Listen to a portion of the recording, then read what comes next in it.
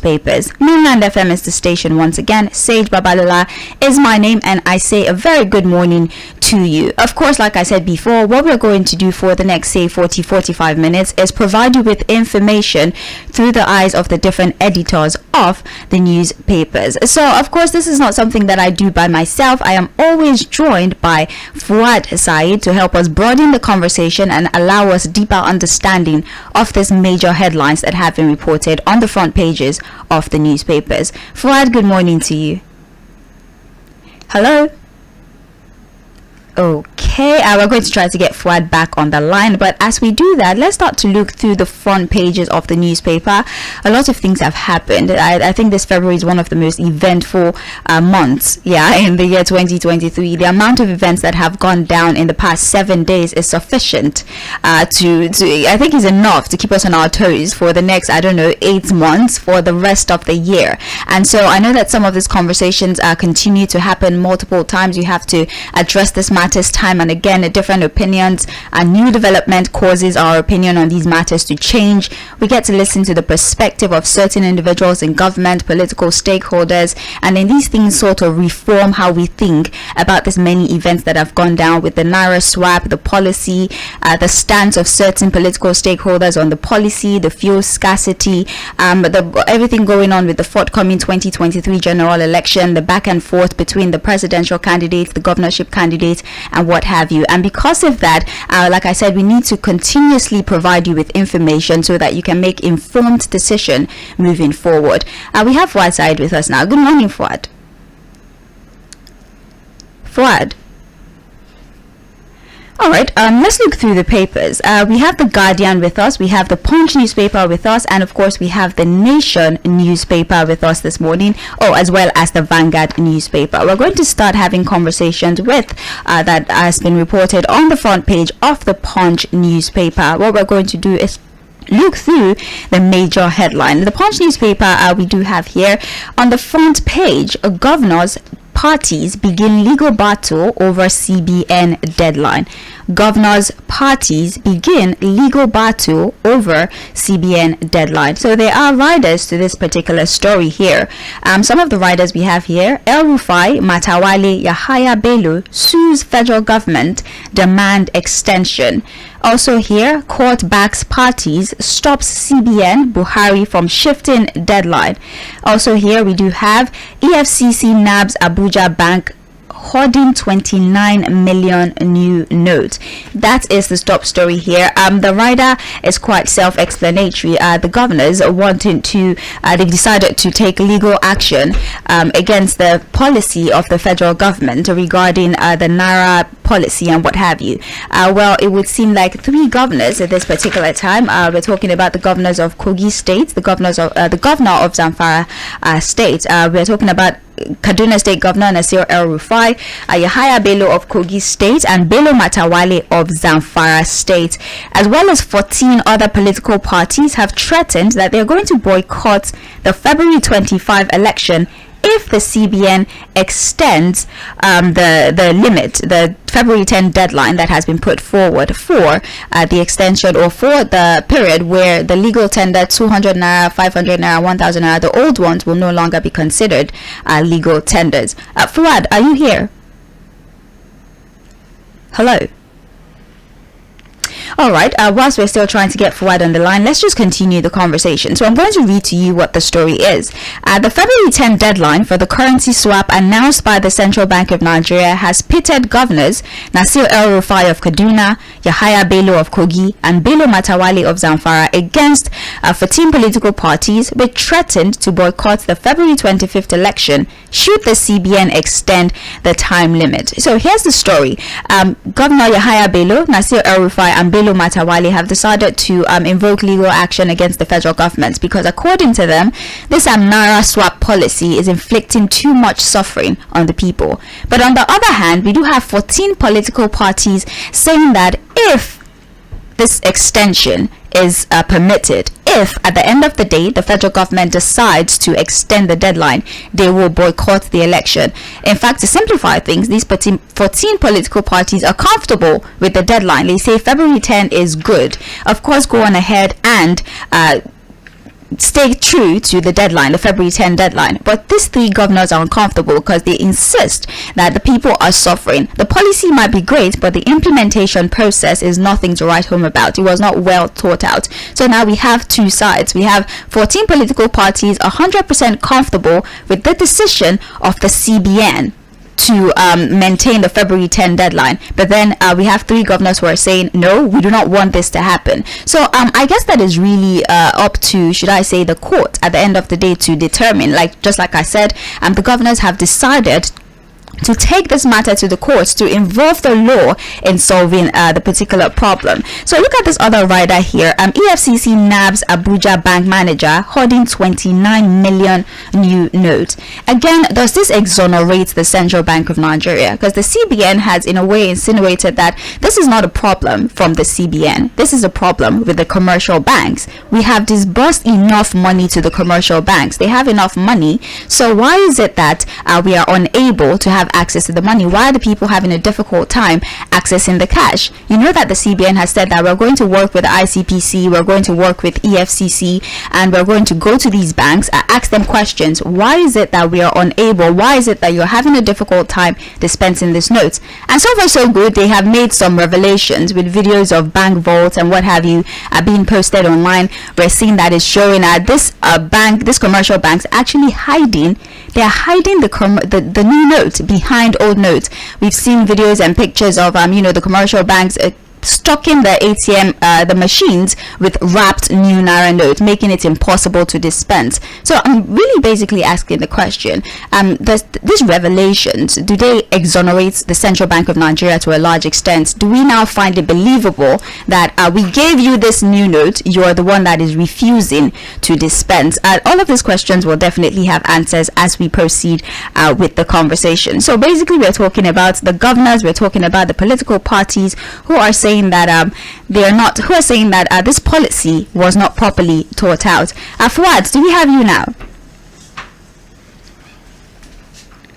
All right, let's move on with the conversation. All right, so we do have moving on. This is on the front pages. You can get the more story on page 2 and pages 28 of the Punch newspaper. So we're going to move on to the next headline that we have on here on the Punch newspaper. Page 8 has the full story, but for the headline, we will hunt down 16 Nigerian killers in Burkina Faso, says President Muhammadu Buhari. We will hunt down 16 Nigerian killers in Burkina Faso. So let's look at the story. I think that we've seen this report multiple times. Unfortunately, the sad event of Nigerians that were killed on their way to Senegal, Nigerian pilgrims that were Muslims. And we don't know if this was some sort of targeted attack. We don't know what exactly it was. But I'm going to go on ahead and read to you that story so that we can put some context into it. So the story, the President, Major General Muhammadu Buhari, on Monday said those who killed several travelers, including 16 Nigerians in Burkina Faso, would be appropriately sanctioned. This was, as he said, the Ministry of Foreign Affairs, through the Nigerian embassy in Burkina Faso, was engaging with the Burkina authorities to ensure that the soldiers who allegedly shot and killed the Muslim pilgrims were prosecuted. So just like I said, that particular story, we did have Muslims who were traveling to Senegal and they went through Burkina Faso. Allegedly, men of the military, soldiers, removed them from the multitude and shot them randomly. So investigations are ongoing, and the president has promised that he will do everything within his capacity to ensure that the killers are arrested and brought to book. Remember, allegedly is the operative word here, but information is insisting that this was carried out by certain soldiers when the pilgrims were passing through Burkina Faso to Senegal.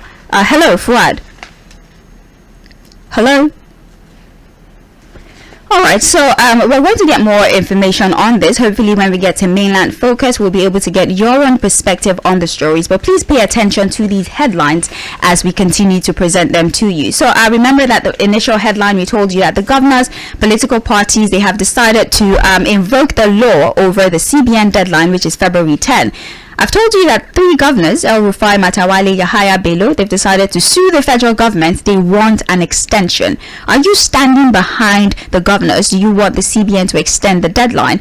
Also, what do you think about the position of the commercial banks now that the EFCC has continued to reveal to us that these commercial banks actually have the cash, but they're deciding to hoard it. They're hiding it in their vault. We've also spoken about the president's position with regards to the 16 Muslim pilgrims that were killed on their way to Senegal whilst they were passing through Burkina Faso. Reports indicate that soldiers were responsible for this killing. 16 people were killed. So we're trying to get more info. We don't have enough information on this. Like I said, it's still allegedly. Investigation is ongoing, and the president, like I said before, has promised that he's going to hunt down the killers of the 16 Nigerians in Burkina Faso. So you can get more details on page 8 of the Punch newspaper. So we're going to move now to pages 29 of the Punch newspaper. Court stops Lagos International Airport concession.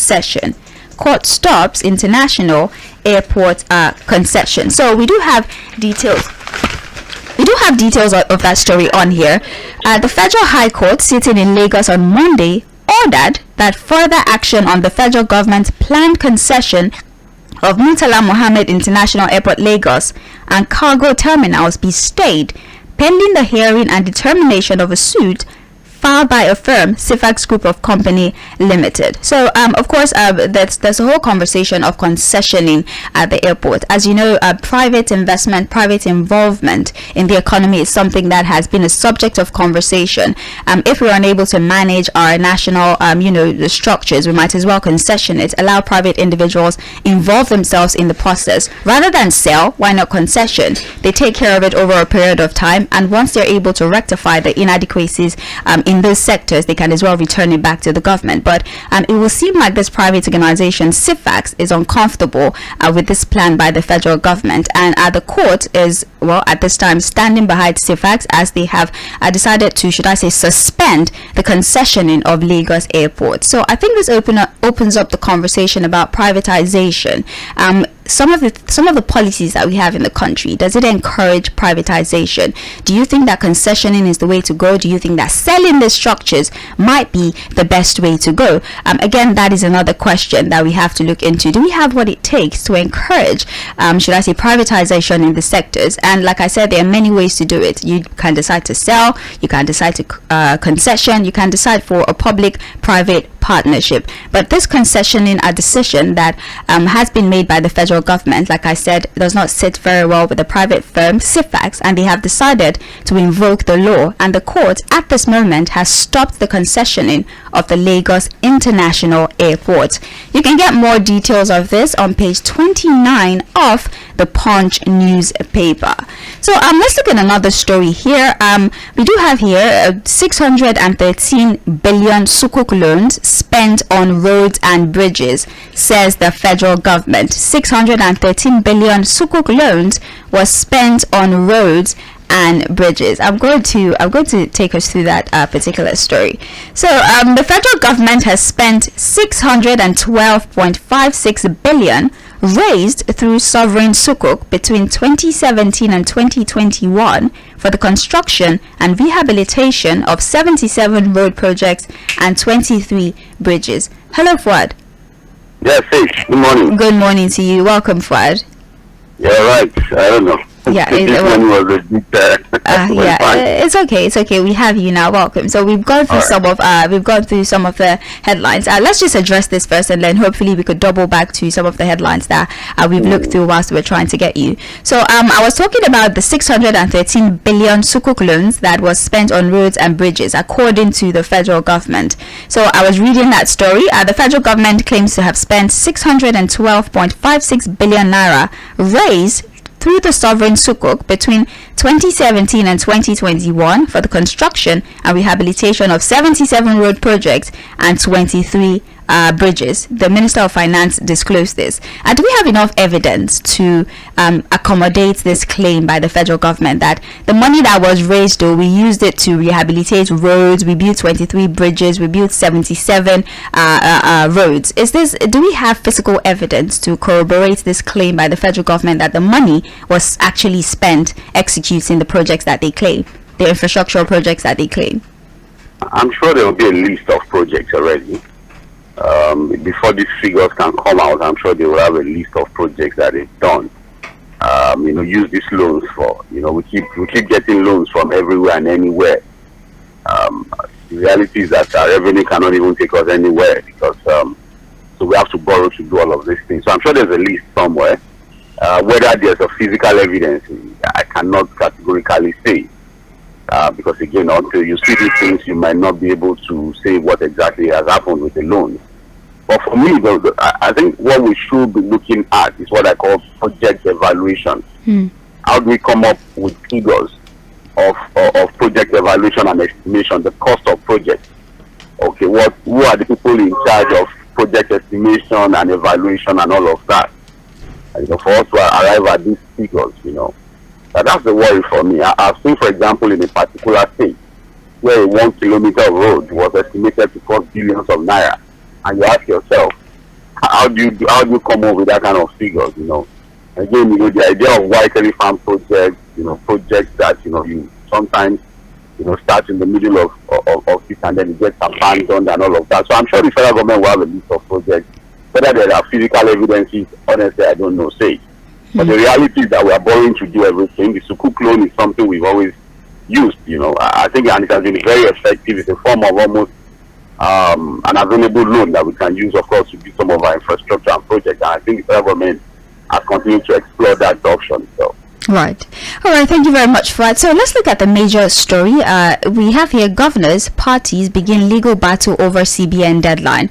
The riders, as I announced earlier, El Rufai, Matawale, Yahaya Bello sue federal government, demand extension. Court backs parties, stops CBN, Buhari from shifting deadline. EFCC nabs Abuja bank manager hoarding 29 million new notes. So the question I'm asking, the fact that, first things first, let's start with the bank manager hoarding the 29 million new note. Does this exonerate the Central Bank of Nigeria? Because you know that a lot of the blame has been dumped on the doorstep of the CBN. You're not giving the commercial banks enough notes. But then evidences point to the fact that these commercial banks actually have the note. There's video evidence, there's picture evidences that these commercial banks are hiding the notes for whatever reason. So do you think that maybe the Central Bank of Nigeria might not be, they might not be the one responsible for the scarcity of the Naira note? And also, the court asking that the Central Bank of Nigeria does not shift their deadline following the demands of Governor El Rufai, Matawale, Yahaya Bello suing the governors for an extension, and the court saying that you cannot shift the deadline. This conflict of interest, how do we make sense of it? All right. I'm going to take the first one. A commercial bank manager that was arrested by the EFCC for ordering the new notes. I agree that some of the commercial banks, and I'm choosing my words carefully, have a role to play on how this particular policy has become a problem. We've seen videos, we've seen pictures, and I say I'm not surprised that some of the commercial banks have gotten involved with this sabotage of the process. But again, even when we had the old notes, even when these old notes were available, I don't think there's ever been any time anybody gets a mint from the bank, unless you know somebody within the banking sector get the mint. It has always been sold at parties or given to VIPs. So the sale of the Naira is not anything new, especially when it comes to mint notes. I'm sure you know that. Yeah. So it was expected that this was going to happen. Again, I keep talking about strategic thinking. If you come up with any policy as an institution to fight any form of graft, you must also plan implementation very well. The implementation of a policy is the reason why it will work or fail. And the reason why some of us think the CBN didn't think this thing through was that at the beginning of bringing up this policy, you must have planned along intentions of saboteurs, fake columnists in the system who would want to work to make sure this does not work. And that's why we say, look, the implementation of a policy determines the effectiveness of that policy. And we think that implementation is lacking here. Because part of the implementation must have taken care of fake columnists within the system. But again, it is what it is. The people that are going to court, again, I need to address three sets of people here on this issue state. And the first will be the politicians who are trying to score political points with things, some of them with their own different intentions and all of that. We have a country to run, and I'm worried again that this has come as a major distraction as we get very close to the election. You know, I've been talking about distractions that would take the concentration of Nigerians from critical issues affecting us.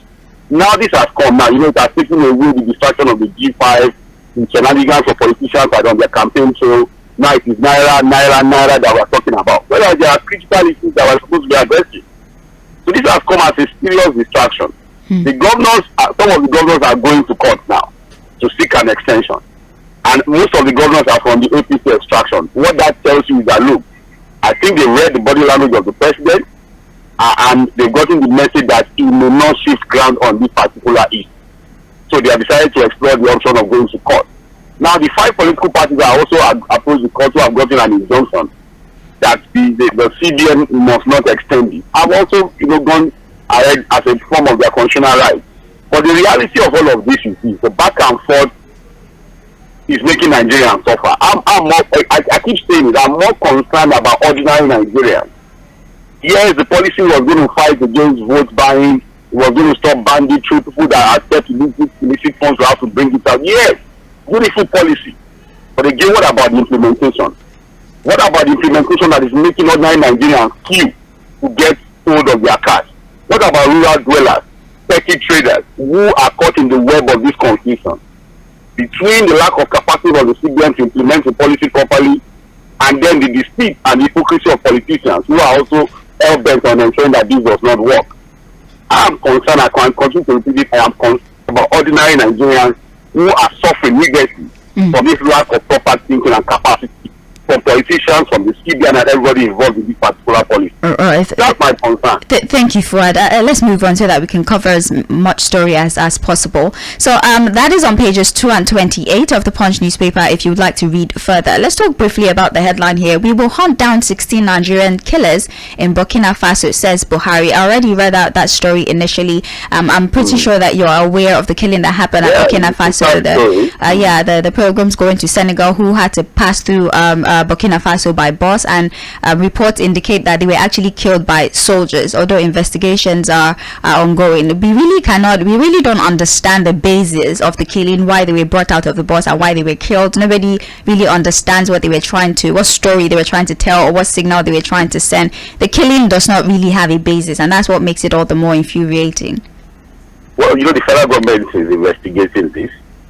The president is talking tough that the killers of these pilgrims will be hunted and justice will be served. That's the statement from the president. But again, that's the reason why some countries give travel advisory to their citizens. Burkina Faso is under a military junta. There are insurgencies also trying to take over. It's almost like a lawless state as we speak. You have a situation where the French has pulled out of the country. We have reports of some Russian mercenaries also doing 1 or 2 operations in that country. So security situation in Burkina Faso is not clear as we speak. So you have all manner of reports coming out from Islamic extremists having their own control of some areas. You have the government also trying to take control of the country and all of that. So it's one country that it's a bit chaotic in terms of security and governance as we speak.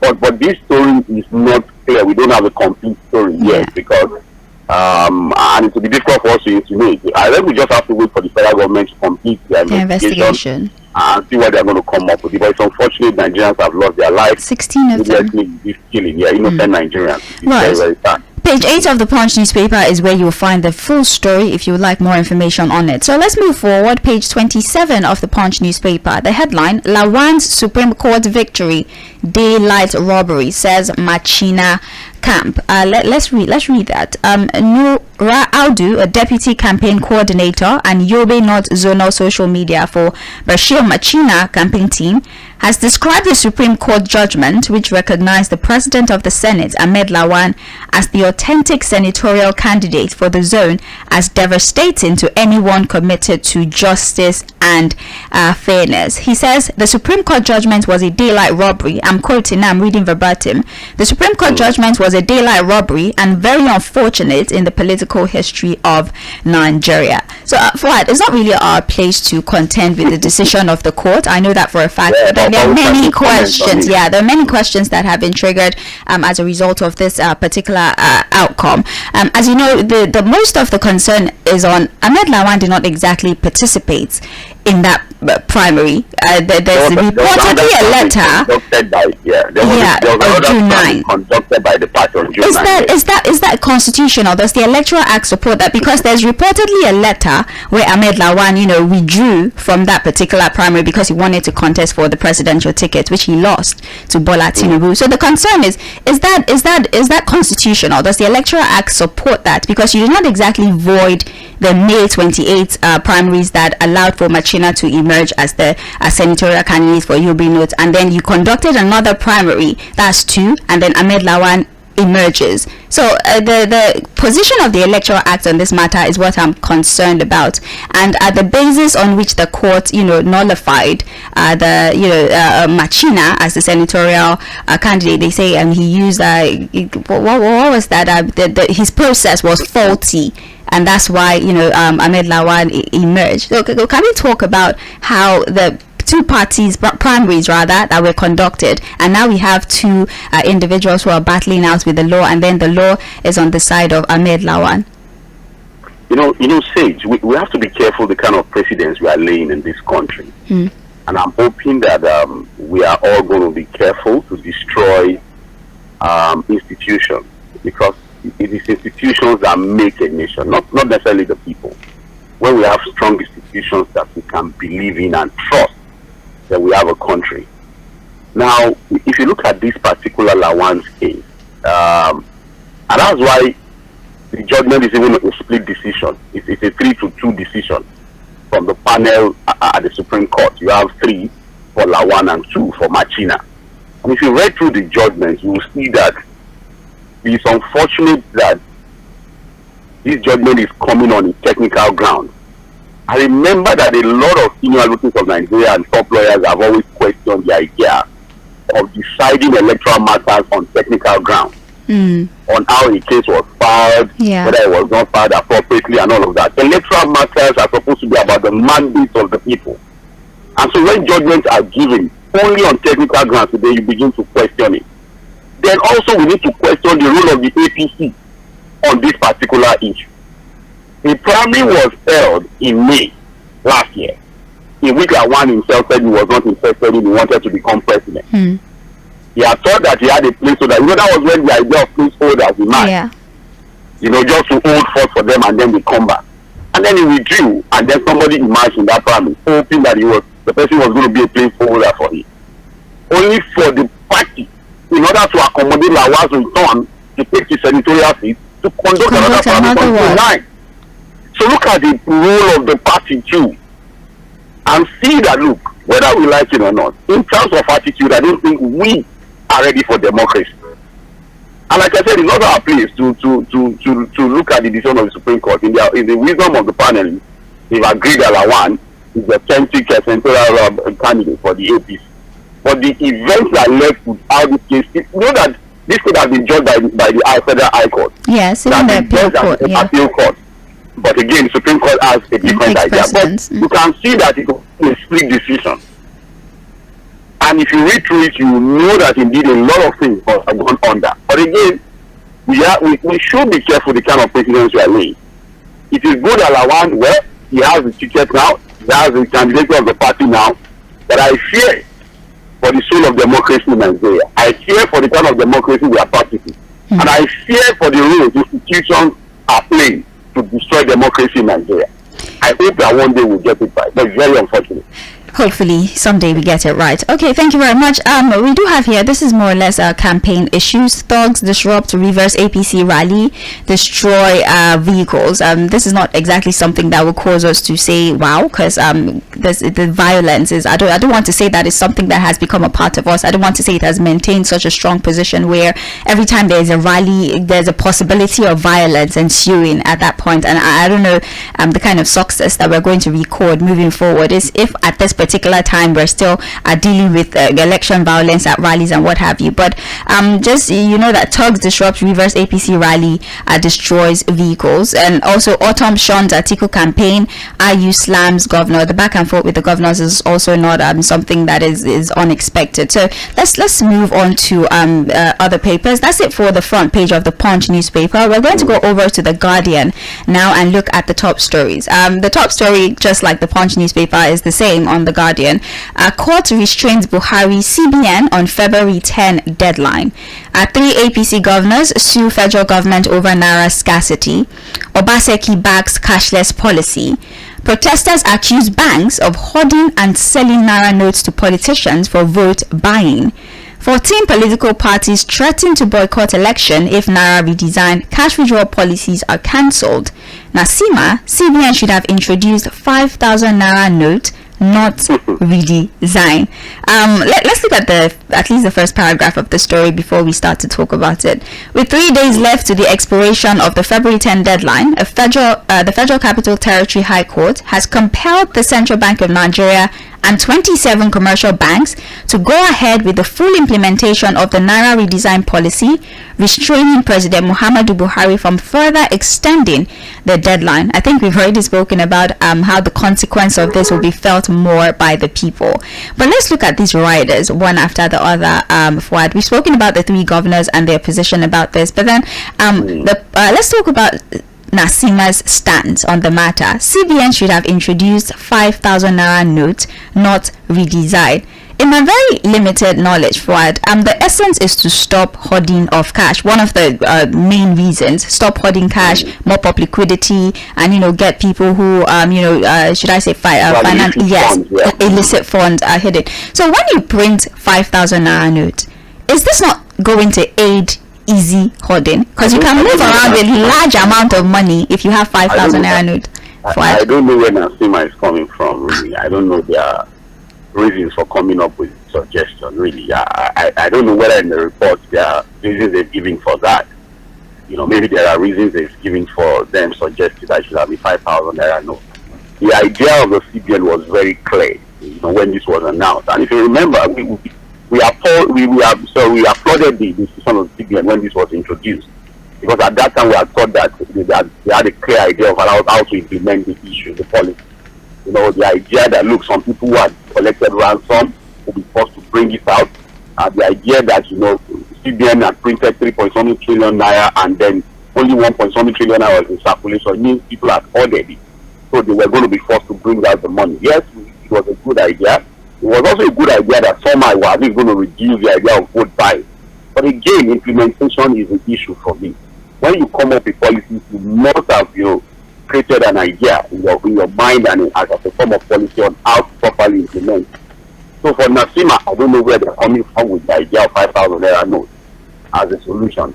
But again, for those that have gone to court, well, it's all within their right. Like I said, I'm only more concerned about the distraction that we are getting from all of these issues and other Nigerians that are suffering as a result of the back and forth. So, Fuad, let's talk about this, because I know that there was a conversation like this that came up yesterday whilst we were having trends in the papers. Protesters accuse banks of hoarding and selling naira note to politicians for vote buying. So now they're accusing the commercial banks that they are the ones actually hoarding and they're the ones selling to politicians directly. The other opinion was like, it's people that are queuing to collect the money to sell to politicians. But now the protesters are accusing the banks that they are the ones that are actually selling the money to politicians for vote buying. What do you think, very briefly? These are all acquisitions, there are no facts to it here. Yes, that some commercial banks are holding the naira note. For me, I think it's a fact. We've seen videos, we've seen evidence to substantiate that. But I'm saying that I don't think I'm shocked or surprised by what has happened. That some of these banks are holding the notes. They've always sold naira. It has always been for sale. We see it at parties. Some of us have bought it before. We are happy to even oppress Nigerians with the means by selling and all of that. So I don't know why people think it's a new thing or it's a thing of surprise at this time. I'm just saying that look, there should have been measures, to curtail some of these things as the policy was being announced. That's just my own take on it. I'm not surprised that some of the banks would want to order or sell to. The reality is that when people are accused of vote buying, it's across all parties. Maybe for a few who are not really strong. But from the major political parties, everybody is getting interested in one form of vote buying. Okay, look at what happened in Osun with overvoting and Beaver. Right. You didn't see that across PDP and APC. And I'm sure before the election results were announced, you will see APC pointing at PDP, on allegations of overvoting, and then PDP pointing at APC and all of that. So what I'm just saying is that, look, let the CBN, who supervises commercial banks, do the needful to make these notes available to Nigerians. The reality is that the technology for cashless policy is not available. Hey, we have not gotten there yet for us to run an effective cashless policy.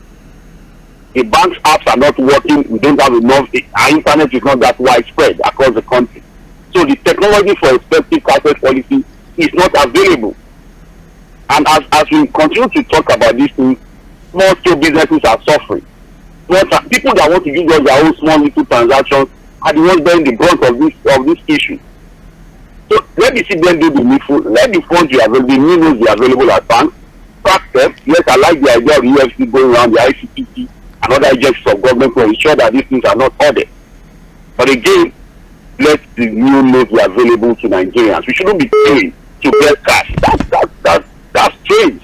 Anyone won't even be available for it. Anyone should be available. But now that the court has said that the president of the CBN, they're not allowed to even extend the February 10 deadline. So that means that it's sacrosanct. I mean, this is the court speaking. This is not the CBN governor. It's the court speaking. More people are going to approach the court. God knows how many court injunctions are going to have on this issue. The APC governors are in another court. Yes. With their own, And then 14 political parties are also in court. So you just be ready that every day you'll be reading different court pronouncements on this issue. That's the conclusion. I'll put lawyer in front of my name now because we'll be you read a lot of court pronouncements on this issue. Different court pronouncements. And close to elections, look at the distraction. Right. Just imagine the distraction. Very close to elections. Now we've taken our eyes off the ball. Critical issues that we're supposed to concentrate on, begin to dissect and talk about now. We are not even talking about. We've stopped scrutinizing the candidates. Naira, of Naira, of all and fuel. Of Naira. Okay, well, it's on the front page of the Guardian newspaper if you'd like to read further. So let's move on now. Again, court commits EFCC boss Bauer to prison for contempt. I don't understand, but let me read this. That's why I say I don't understand. Like, why is it so difficult to obey the court? Anyways, Chairman of Economic and Financial Crimes Commission (EFCC), Abdulrasheed Bauer, has been committed to prison for allegedly disobeying court order. So he was granted an application for committal to prison for disobeying a court ruling delivered on November 30, 2022, wherein the EFCC chairman was directed to produce the applicant in the case Ali Bello. So this Ali Bello individual, right? He approached the court because he believes that the EFCC arrested him illegally, and the court definitely took his side and says that the EFCC boss he should be released and some of his properties be returned back to him, and he was released. Right, and then 3 days later, Ali Bello says he was rearrested again on charges of money laundering, and then he, of course, his lawyers approached the court once again, and because of that, the court for the second time has asked that AFCC boss Bauer be remanded in prison for 14 days for contempt of court. Is there something else we're saying? This Ali Bello individual, is this somebody that we should know?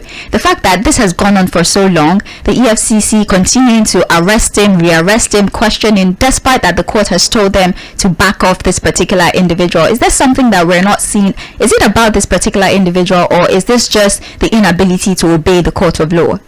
I think the inability to obey the court of law is the issue here, Shades. And this is the second time that Bauer, the head of the EFCC, is getting this kind of court pronouncement against him, especially on the issue of contempt of court. He again, we have to run a country as a responsible, civilized people. And what shows our level of civilization is our ability to obey the rules and laws of the land. And I said, especially when it comes to court pronouncement, we just have to obey court pronouncement, no matter whose fault is God, no matter how disappointed we are about pronouncements of the court, but they still have to be respected. That's the only way to run a democracy and exist under a rule of law. When courts makes pronouncements and they are not obeyed, then we are simply saying that we're a banana republic, where anything goes. This is the second time this is happening. I want to see what is going to come as a result of this content of court pronouncement against Bauer. Whether he did, he's going to be arrested and jailed. The first time too, that was what was asked, that he be arrested. He found his way out of that. He wasn't remanded. So we don't know what's going to happen to this. That's what it tells on, the character of the EFCC chairman himself. If this is the second time pronouncement of contempt of courtesy, because again, he is heading an institution that should respect the sanctity of the judiciary. Like I said, no matter how disappointed we are sometimes about court pronouncements, it is still what it is. You still have to respect pronouncements from the court. Right. Thank you very much, Fuad. Let's move on now. I think we might have to pick up the pace here. NIPC moves to improve FDIs, reduce Nigeria's appetite for loans. All right. Encourage foreign direct investment to reduce Nigeria's appetite for loans. I don't know. So, Casino attack, death toll may exceed 100 as government urges residents to confront terrorists. Page 29 of The Guardian, but the page doesn't correspond with it's not on page 29, but basically the story is the attack that happened in Katsina. Apparently there's some sort of a scuttle between the vigilantes and terrorists, which led to the death of 100 people. And the secretary of to the state government actually encouraged that people defend themselves. He says that do not wait for government intervention, do not wait for the intervention of security operatives, because whilst you're waiting, most of the damage would have been done. So you might as well organize yourself and defend yourself when these terrorists attack. That's the position of the... How do they defend themselves now? They should go and buy AK-47. They should use it to work with it now. This is not the first time you have a governor calling for self-defense. The San Francisco governor did that as well. I said that, but again, what does that tell you? Are we saying that security architecture has failed completely? If we continue to encourage Nigerians to defend themselves, then how do they defend themselves? With what precisely? It is still illegal for anybody to bear arms in the country. Right. So how do you defend yourself against bandits and terrorists who own these sophisticated weapons? Are we encouraging people to go and buy arms to defend themselves? It just continues to show that, look, as far as security is concerned, these guys have failed. And that's why the government calls people to defend themselves. These are the same governors who collect security votes every month. What are they doing with it? Are they releasing part of the security votes to those people to help themselves? Or they just pocket the security votes and then tell the people to go and defend themselves?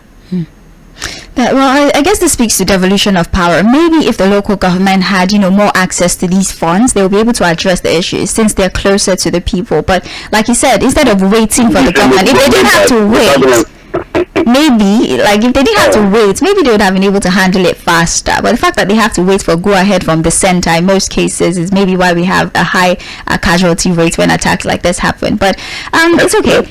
You can check page 29. It's actually not on that page, but you can check through the Guardian newspaper for more information. So Lawan in, Machina out, Supreme Court's decision split lawyers. We spoke about that already.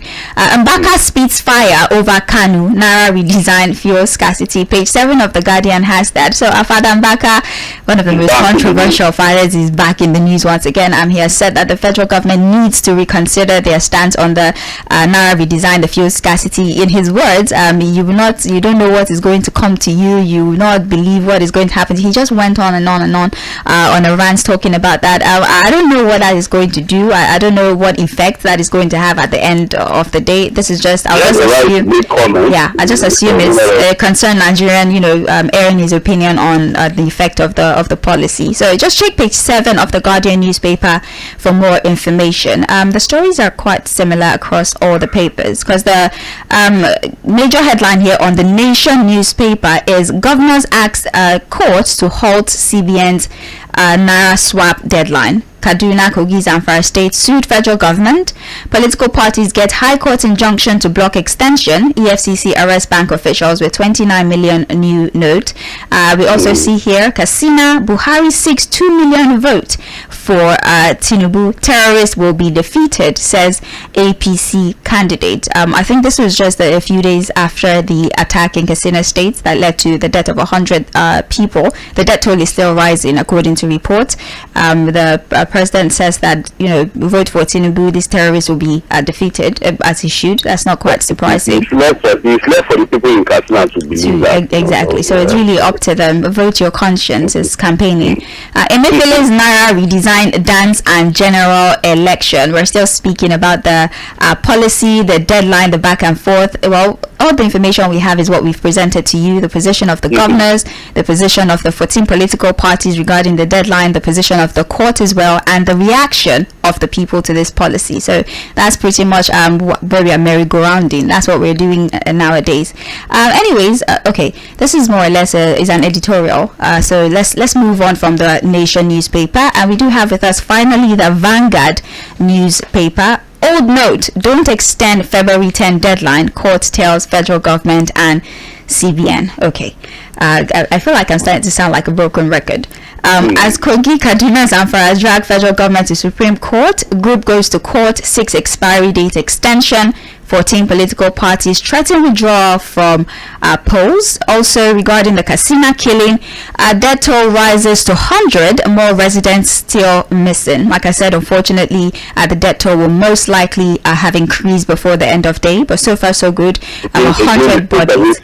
In the country it's scary. It's really scary. I don't, and I think that it's cause for concern because the forthcoming general election, INEC has put forward their concern that if this is not curbed, there's a possibility of an extension. Although, they've been quite confident that we're on top of the situation, but I don't know if this incident. This is the state of the president said, so it tells you a whole lot.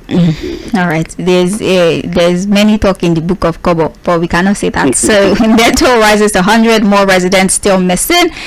More stories here. Yobe North court restores Lawan as APC Senate candidate.